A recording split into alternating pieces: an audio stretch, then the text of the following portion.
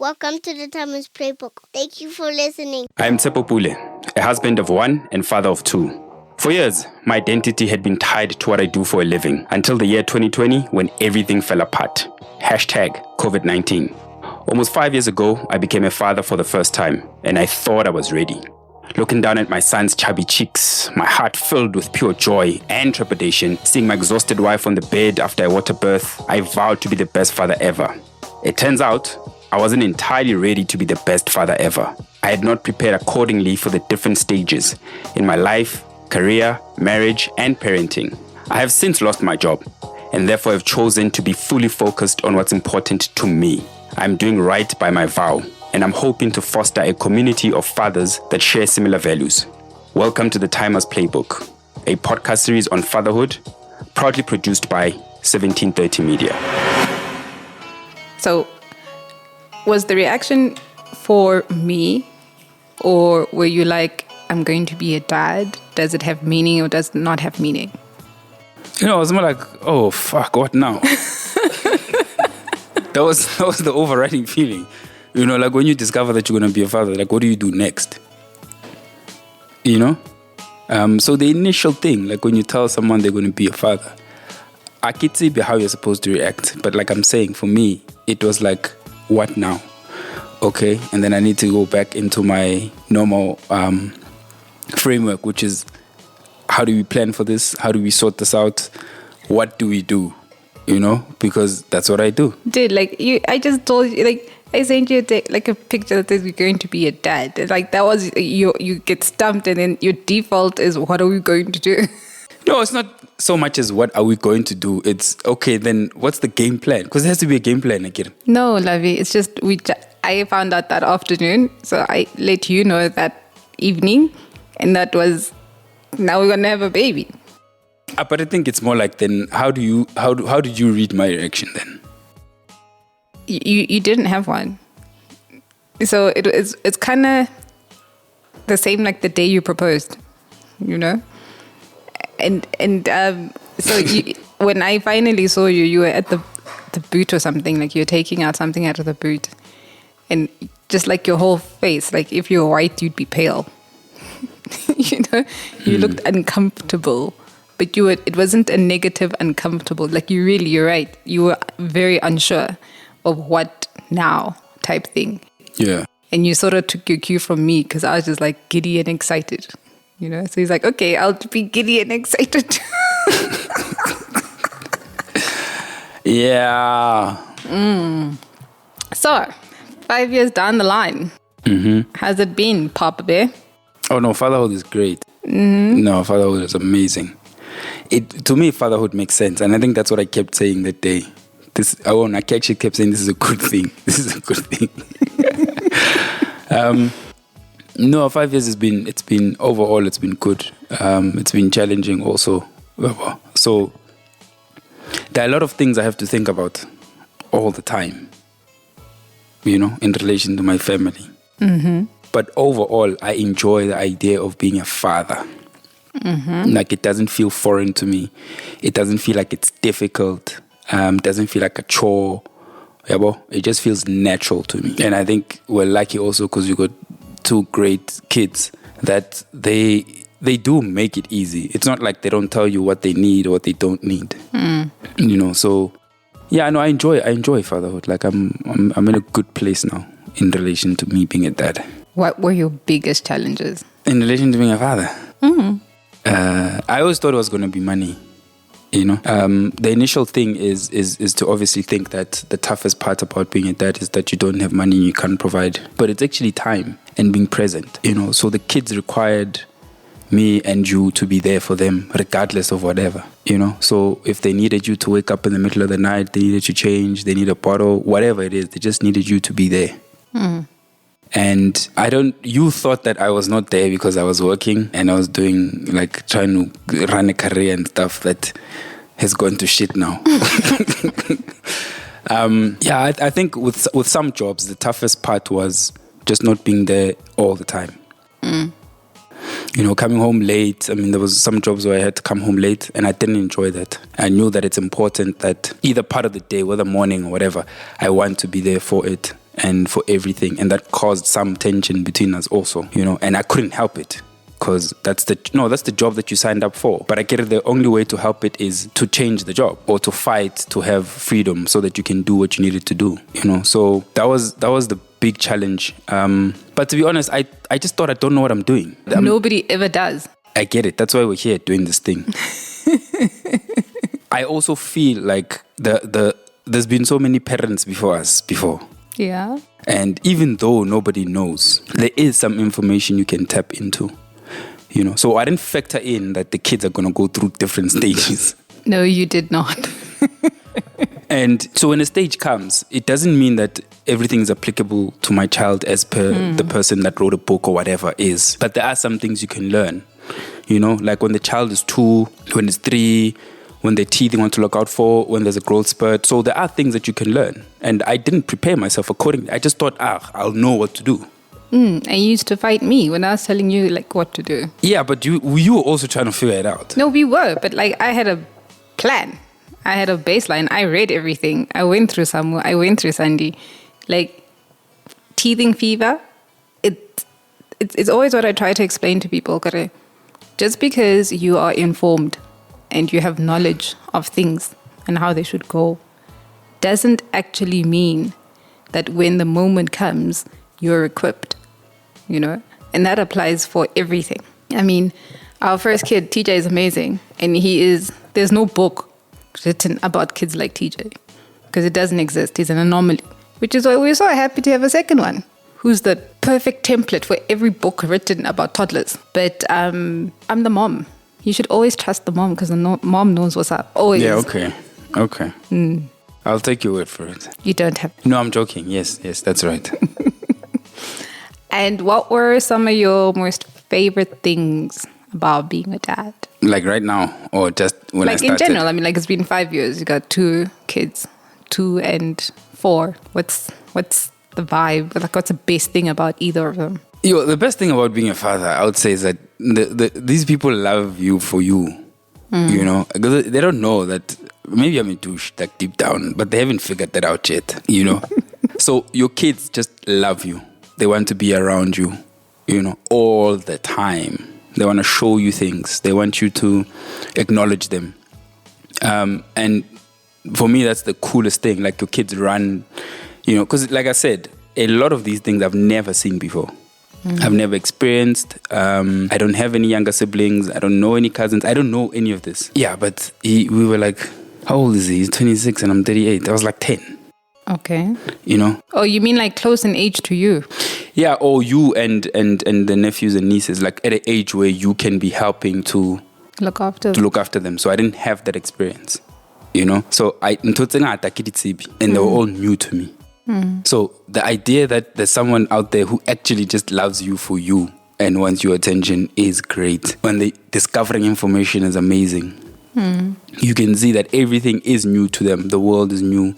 They're interested in everything. They want to play with everything. So they want to eat everything. They want to eat and experiment, So we, as adults, we do lose a lot of that. And your kids constantly remind you, they'll see something new. To you, it's not new, because you've been seeing it for years. To them, it's new. So you have to explain it. And now I'm really enjoying them discovering new music. So I'll play a song and I'm like, let me test out the song with my firstborn. And if he likes it, then it's all good. Then I think I'm all right with my musical taste. And I have my own opinions on that. And you have your own opinion on that. So kids just love you, man. And because of that, everything just makes sense. Doesn't matter how bad or good your day is. Your kids will run to you like it's the first time they see you. And that is always cool. No, that's amazing. In the morning, you come downstairs and they just run up hello, mommy. Yeah. It's lovely. So when I wake them up in the morning, they both want a hug first. So they want to sit with me for a little bit before they wake up, which is always nice. So it doesn't matter what the day was like or how I woke up, because sometimes I'm grumpy when I wake up. But the kids, they just want to hug you. So it's a good time to enjoy it and just have fun with it. Because there'll come a time when they realize, Dad, you're not the thing that you said you were. You're just a regular dude. And then they're over you. So I'm noticing that now and I'm enjoying that. And speaking about getting over your dad, like, how did that work for you? How did you get over your dad? I didn't have to get over my dad because I never knew my father. You know, any idea that I thought I had about my father was dismantled very quickly. So the little interactions I had with my father, he was not there, like he wasn't present. You know, so when we were kids, my mom would force us to go visit him. So baba mbekahlali ezola nanekudula kudube. So it takes a one just Zola. She'll just put us on a taxi and we'll go there. And when we get there, this guy will just go regularly the chips, go spaza and coke. And then we sit there for a little bit and then he'd go off and do his own thing. Well, that's my memory anyways. So I actually wonder what my sister's memory is of my father. You know? Mm-hmm. And I think this happened maybe once or twice a year. But beyond that, I don't really know my father. I don't have a relationship. I never had. He was passed away now. I didn't have a relationship with him. I actually resented and hated my father for the longest time. So throughout my 20s, when I thought that I really needed a father, you know. So, and all the questions I had could never be answered. So my father, even when he came home, when by home I mean to our house, Kutubi, he just get there. First thing he does, unromapia. And then he just drink and get drunk, you know. So if I was playing in the street and I see my father, I'd actually just run away. So that I was not even him. Like next about I actually hated that. Now that I enjoy beer so much. You know? So we've never had a conversation. We've never spoken. I don't remember it about anything. You know, could be even football. I don't remember us speaking about football. I know and I support the Pirates. So I made sure and I support the Chiefs. Like proper. So are you like saying that because your dad was one way, you made sure that you were another? I think so. You know, I think that's why part of what I do is the way it is now. You know, I never thought about it up until now, where I've gone on this journey to try to understand my family and where I'm from. And I think a lot of what I do is to try to get one up on my father. You know, so to be, you know, daddy issues, hashtag, they never go away. So you're like secretly competing with him. I don't know. It's not be an awesome dad. It's not much of a competition, to be honest. So I'm winning hands down. Nigga is dead, bro. I know. You know, no, but listen. If you have a shitty father, you can go either way, right? You can just repeat what he was and say that's what you knew, or you can go completely the different direction. So I've gone the complete direction, different, but that is based on that experience. That's a huge part of it. Okay. You know, and that's just not my dad. It's also just how I grew up. We didn't grow up in a, like your family. I won't say love. It's loving in its own way, but it's not, let me say warm. You know what I mean? So it's not, we don't hug. I think I've hugged my mother maybe once or twice. I think. I can't remember. My sister, forget about it. We don't hug at all. You hug my sister more than I do. You know?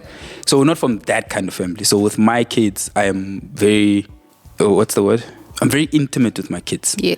I love my children. I kiss them, I hug them, whatever. Like playful. I'm very playful with them. You know, and I make sure that it's clear, it's present, it's there all the time. And I think I will do it up and even if they tell me not to do it. I don't think I'll ever stop loving, kissing my kids. Okay. Yeah. So here's a personal question. Aren't these all personal? No. The day you found out that your dad died. Yeah. No, this is personal. How did you feel? I didn't feel anything, to be honest. And the funeral itself was weird. And I think you were there. You're expected to mourn somebody you don't know. You know, and what's about Kukasujwang? Oh, kina malume smangmang. Hey, yangazi mina malume. Hey, bongkhula la udlalela what. Like that's all weird. You know, I don't know the guy. I never knew my father. I actually didn't want to go to the funeral. My mother said I need to go, and I was like, you're forcing issues. All these things that you and I understand now, like about funerals, when you need to be there, what happens, you know, afterwards, blah, blah, blah, blah, blah. So all these rituals before and after the funeral that need to happen, they never happened. So I actually did them now recently after the whole thing, like to be introduced to the ancestors and so forth. to be welcomed into the home where he stayed, to do the right things, as in his people, culturally his people, my people where I'm from, need to understand who I am and why I'm here.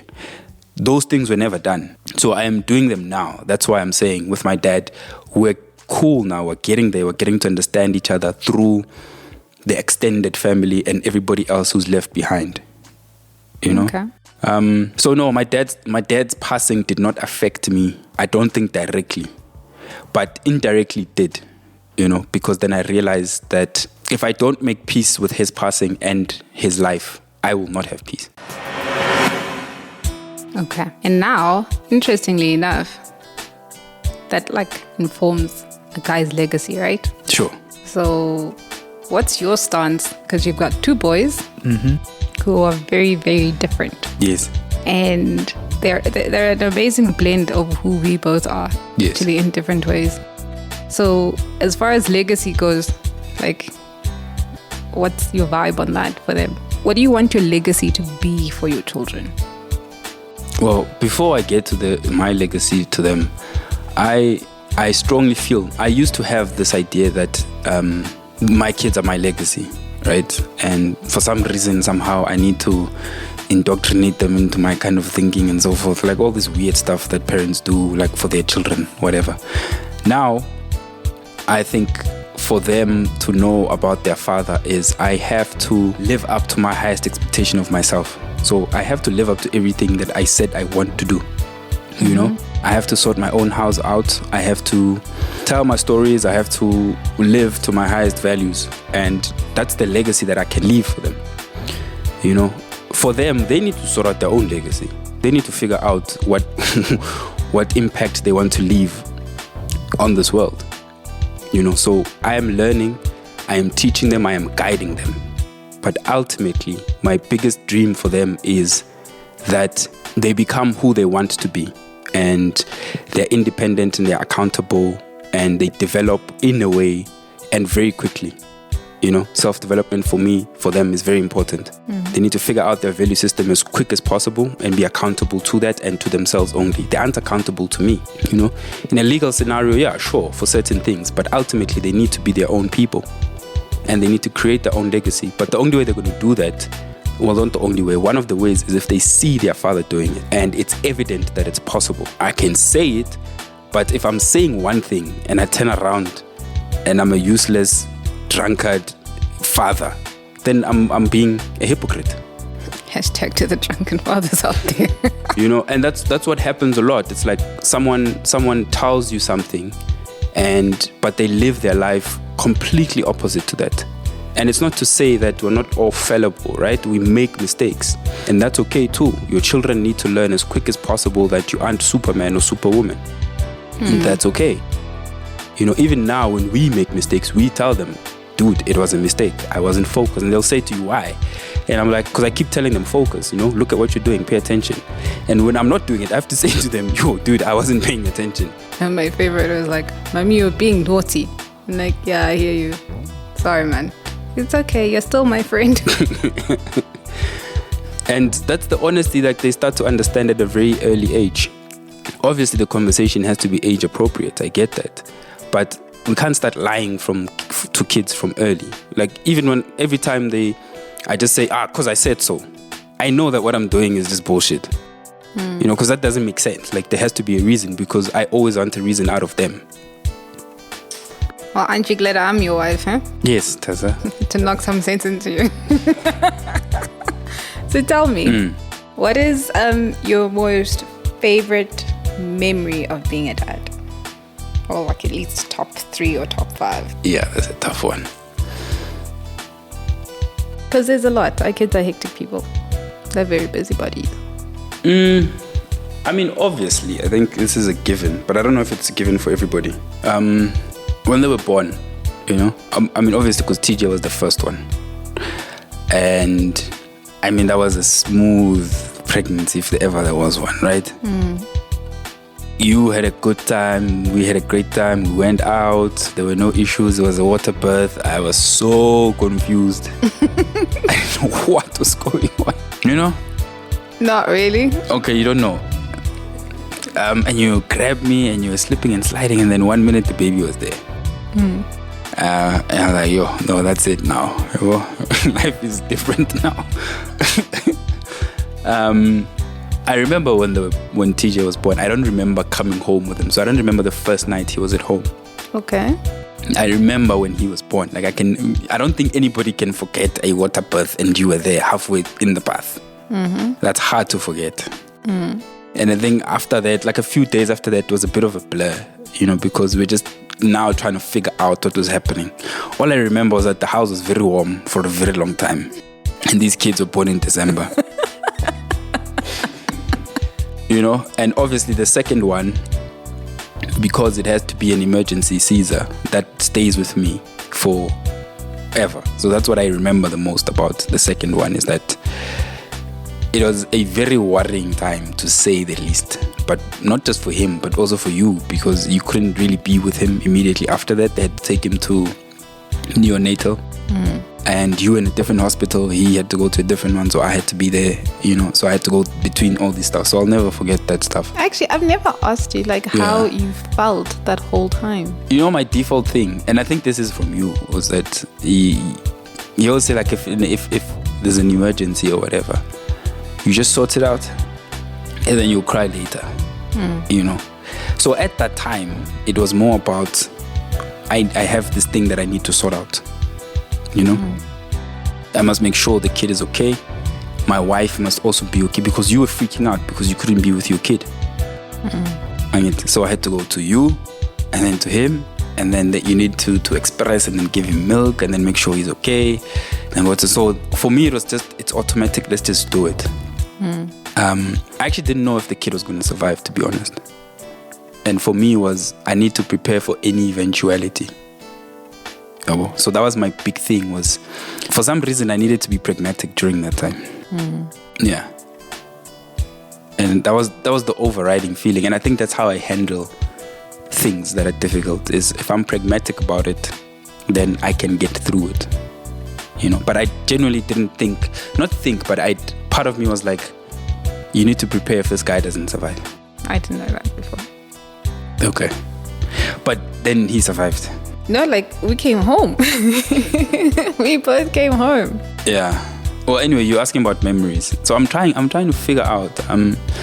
It's a hard one. I won't lie. I can't say their first birthday or whatever.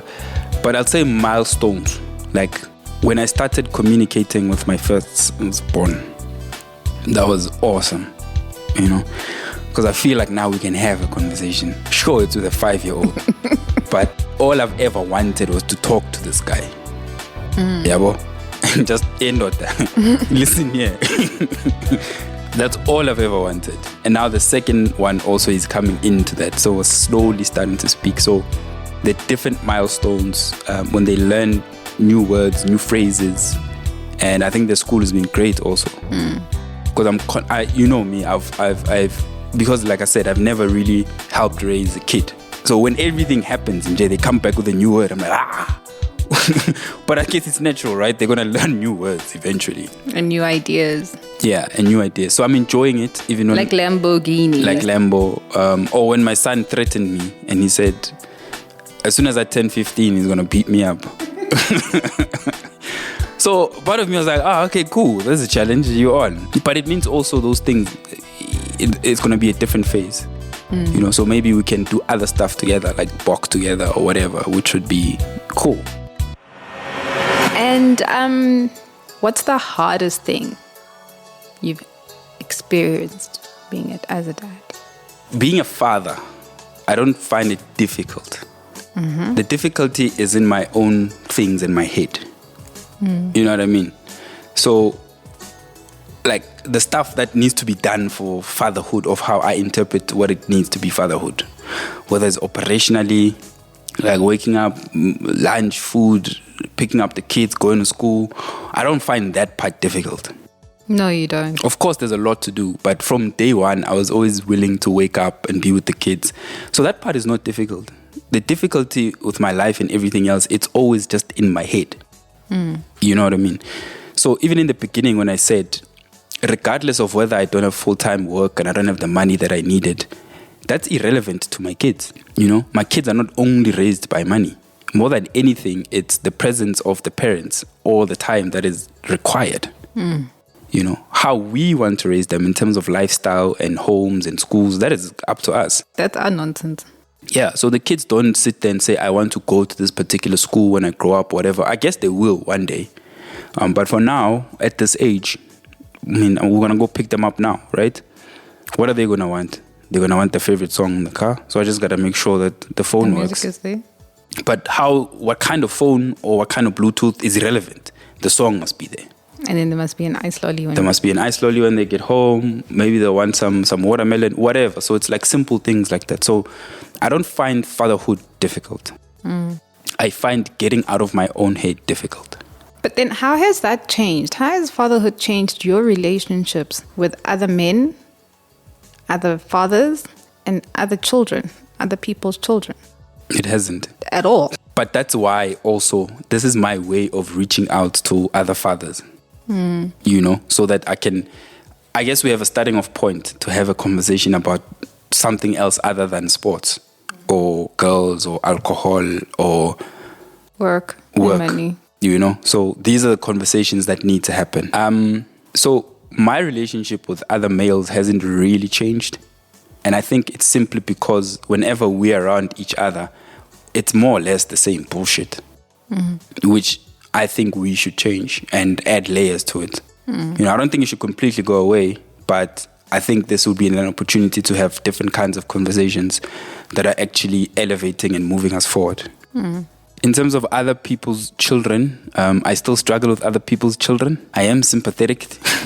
Sympathetic. Yeah, I think it's because me and other fathers are not close. So it's generally their mothers that come through when you're asking me that question again. So it's their mothers, and they generally come in to see you. And there's like, if there's not one of them, there's 10 of them. So immediately then I distance myself. But we've never had a situation where it's just the fathers that come to the house, or we go to theirs and we're hanging out. And I get to learn a bit more about their kids, see how they work with them, they react. You know the advice that your sister gave us, right? When we become parents, that you need to let the other person figure out their own way of being a parent. So I can do that with you, right? I can't do that when there's 5-10 mothers around. Because society and even our friends, funny enough, at this age, it's just assumed for some reason that dads just don't know better. You know? Or they're at a disadvantage, or you understand things better. But even you can't say to me, I don't know about my children. There's things that I don't care for, right? That you do very well. There's things that I do very well. But ultimately, we know our kids very well. You can leave me with kids for days. You've done it before. I could do it again soon. And the people that worry are other people, not me. Not me. Like, I don't worry that I'm going to be alone with my kids. Or, I don't know what to do, or this or that. You know, I'm cool. Yeah, like I don't even leave you with a list of instructions. But society just assumes that dads need help more than everybody else. So when they get into that framework, I'm like, okay, sharp. Then I just buy out. Okay. Wow. If you had to speak to an expected dad, what would you say? I do a lot when I find out. I'm saying when I find out. I always tell them to be there. Be there for the birth. That's the first thing. You know? Well, that's the second thing. But be there throughout. Like, enjoy the process. Go with her to her checkups. Doesn't matter what they are. You need to make time for that. Because it happens once per child. It's not going to happen again. You know? So experience it, know it, be there for your wife, because she needs to be happy and comfortable, because ultimately you are carrying the child. It doesn't matter what I say. You know, if you are in distress, there's problems. You know, even though my energy is there, I understand, but ultimately you are the carrier of the baby. So my thing is make sure the wife is happy, or partner, whatever, is comfortable. And then do not miss the birth, whatever you do. Even if you're not together. You know, and I always say to those that are not together, like, where are you going to be? Like, who's going to be recording that? Because you can't have that moment back. You know, so you need to be there for that. You know, and unlike me, now I do agree that learn as much as you can about this parenting thing. You know, it doesn't give you everything, but learn about it. So certain things will make sense as they happen. You know, so learn as much as you can, empower yourself with knowledge, even if it's just from parents or uncles or mothers, people that have been through this thing, you know, and try as hard as you can not to make your life rotate around the kids. Create a life for everybody that makes sense. Because once we do that, that could potentially lead to resentment of the situation or the mother or the kid, and that's not good. You know, but I think that all boils down to what kind of value system you have for yourself and your family. And it all makes sense, you know, but just take it a day at a time. Pay attention, just enjoy your kids, look at what they're doing, and that's it. The rest you'll figure out. I mean, it all comes naturally eventually. And make sure you have a great partner. Ungasipatisa umuntu kanti uyamazi lo sisi unjani. Yabo, ayikabi, but you know, so find somebody that has the same value system as you, even if you're not together, so that you can raise these kids in a way that both of you agree on. Because if you don't agree on how to raise the kids, it's going to be a problem, and eventually it'll lead, you'll be polarized, and you force the kid to choose. So parents can be separated or divorced or whatever, but they can agree on the principality of how best to raise these kids, even when they don't agree on certain things. So that's very important. Are you looking forward to being a granddad? No, of course not. For whom? Like in 20 years. Watching TJ hold another TJ. Yeah, I mean... Pause video, these little mini Lwandle there. Yeah, I mean, I'll probably just take them over. You know? Yeah, because I like babies. Oh. You know I like babies. Like when they're that small, like I enjoy that. Marakitse when they'll have children. So maybe I'll be tired. You know, and if I'm tired, they must make a plan. Don't involve me. Don't harass me. Yeah. You must do granddad things. Listen, if they come to me and at 80 and they make me a grandfather, it's late for them. You understand? When they must make you a grand... No, how old are they now? They're 5. You had kids like in your mid-30s. So what were you hoping for? No, I wasn't hoping for anything. So what, they 5. TJ is 5 now, right? So let's say if he has a kid at 25, 20 years time. You'll be? 58. That's not so bad. You know? That's actually not bad at all. 60, I'm all right. I'll be fit. So I'm cool. Yes, I can be a granddad then. Okay. But he mustn't wait till he's 35. He mustn't wait too long, you know? But also he mustn't rush it. You know? Or he doesn't have to have kids if he doesn't want to also. TJ is going to have kids. We don't know. TJ, he's going to have kids. On that note. Thank you. I appreciate you, Tessa. Cool, man. Thank you so much for listening and streaming this episode. Please get onto your favorite audio streaming service, like, share, and subscribe. And please rate the content. It really helps us with content discovery. Appreciate your support as always. Thank you. Sharp. Proudly produced by 1730 Media. That was the Timers Playbook. Thank you for listening. See you on the next episode. Sharp.